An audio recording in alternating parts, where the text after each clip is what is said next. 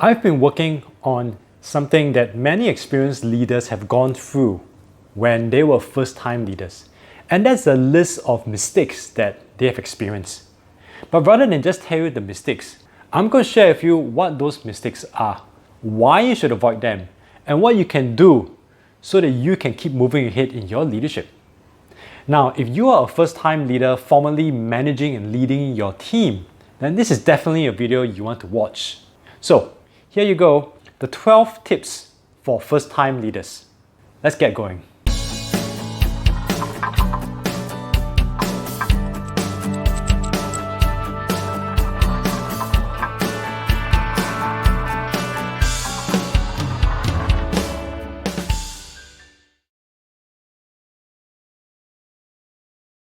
Even after being promoted to lead your own team as a first-time leader, you may have some doubts about being a leader. And that's perfectly natural because you would have spent a long time being a team member or being a follower. Here's the thing, everyone is a leader. You're either leading yourself or you're leading others. Now you're in a stage whereby you have to lead others. The mistake that many first-time leaders go through is dwelling on the doubts that come about when they're leading others, and then letting those doubts affect their ability to lead. You see, the degree to which you can lead stems from how much you accept yourself as a leader. So that inner doubt or acceptance of yourself as a leader is going to show up in your leadership through your words, actions, and decisions. From the leaders that I've interviewed for my book, it takes on average between 2 to 3 years for a first-time leader to see themselves as one. The doubt will always be there. You just learn to better manage it over time. One way to managing that doubt is to remind yourself that you got the promotion because someone else saw the leadership potential in you. Another way is to change your perspective. The doubts on being a leader is about you. On the other hand, your team doesn't really know how much you have accepted yourself as a leader. They just want to know if you can help them to be successful. Focus on leading your team to success, and as you see the positive impact that you are having, then it becomes easier to accept yourself as a leader. Something that many experienced leaders go through and wish that they didn't have to is in finding out their leadership approach. Now, I'm not talking about leadership styles like democratic or autocratic. I'm really talking about how do you approach leadership situations. You see, you are new in your leadership journey and there are a lot of things that you don't know. You may find yourself tempted to copy the leadership approach of other experienced leaders, and that is a mistake. When you copy someone else's leadership approach, you risk coming across as fake.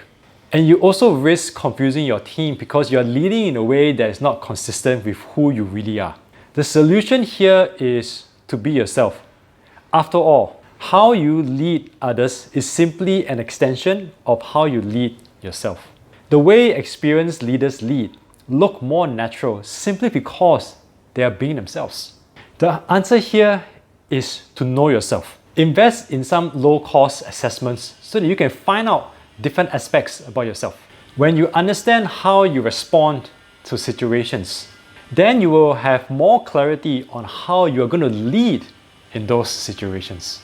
Over time, when you have a better understanding of how you respond, then you're going to have a clearer idea of how you're going to lead.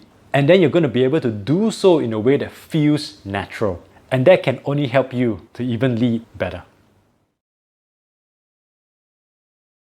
Many first-time leaders feel that with their promotion, they can do anything and they want to do many things. They have what is called the super employee syndrome. They see themselves as a more capable employee now with leadership responsibilities. When you were a team member, you were expected to deliver results through your own effort.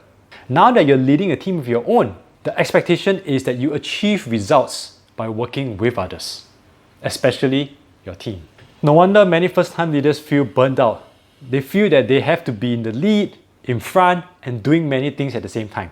What you as a first-time leader have to realize is that there are other ways to lead, namely by guiding at the side or supporting from the back.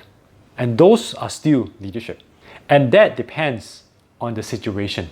There are times when you have to lead at the front, during moments of crisis, when you don't have the right people, or you feel that your presence at the front makes more sense. Do remember though that when you are in the front, you might be needed elsewhere. You guide by the side when your team members are more or less able to handle their own work. And you play a mentoring role where you're providing inputs to them to keep them on track. Finally, where you have team members who are capable leaders in their own right, then you support from the back, knowing that they will come to you for help when they need to. Knowing when and where to lead at the front, guide by the side, or support from the back is advantageous to you as a first-time leader because it shows others that you know when to make a judgment in terms of when your leadership is needed and when it is not. When you are guiding by the side or supporting from the back, it signals to your team that you trust them to do their jobs. Knowing when and where to lead is also a sign of the maturity in terms of the understanding of leadership that you have. Even when your team members are receiving the limelight, everyone knows that you're the leader. You don't have to be the most visible person in the team, you only have to be the one that brings them to their success. The mistake that many first-time leaders make is in assuming that the rules that apply to the team don't somehow apply in the same way to them. There's no faster way than to destroy leadership, lose trust and respect by doing that. What many first-time leaders fail to realize when they're dealing with the doubts and uncertainties of being a leader, busy copying the leadership approaches of other experienced leaders, and also being a super employee, is that people don't really do what you tell them unless they see that you're doing it yourself. You could force a change, but if your team sees that you're not leading the change yourself, then they're going to ask, why bother? Perhaps they will do it grudgingly, and then come up with an excuse as to why the new way doesn't work and revert back to the old way of doing things. Or they will carry out the change with minimal effort, which might be okay for some leaders, but actually most leaders I know want more out from their team. Remember that your team produces the results that you need in order to be successful. So here's one way to ensure that you can earn trust, gain influence, and get what you want out of them. And that is to simply do what you say and say what you do. In other words, lead by example.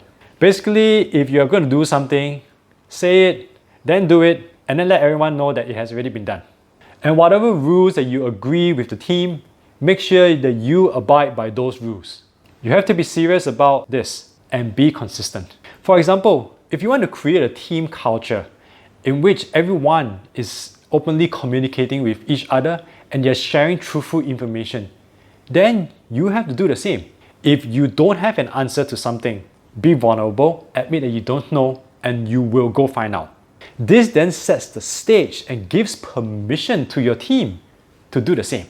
The key, like I said, is to be serious about it and to consistently apply those same standards to yourself.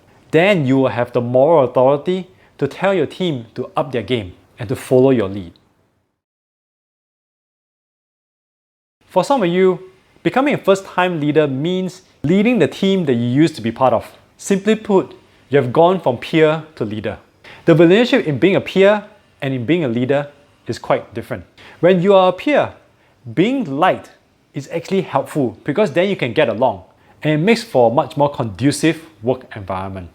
The problem is continuing this mindset from when you are a peer to a leader.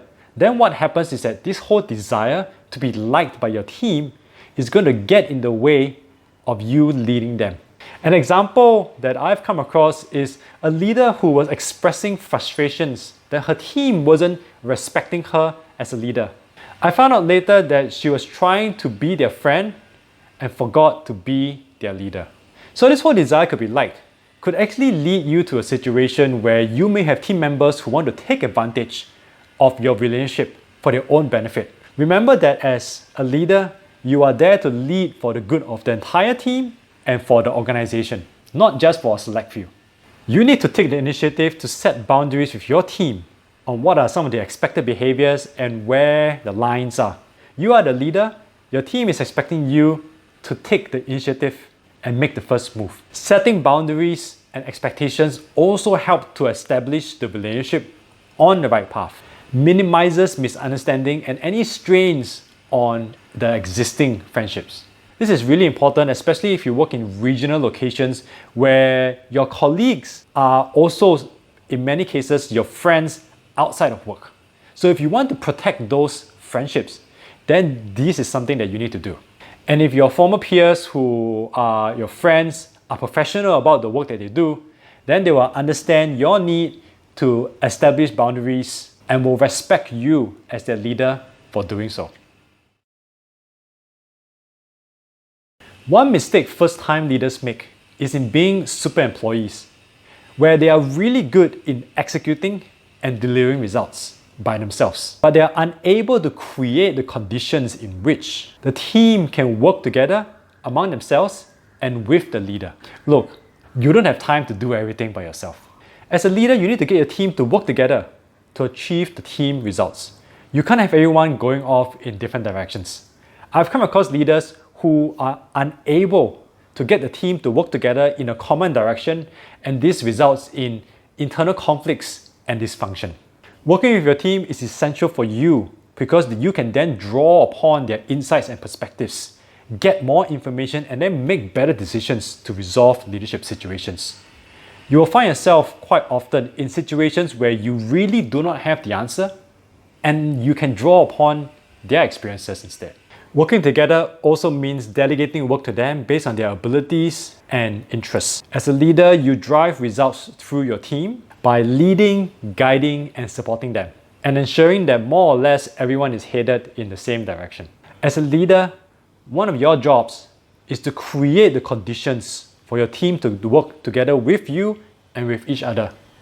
To do anything less means that you're not drawing upon the potential of the team that is available within them.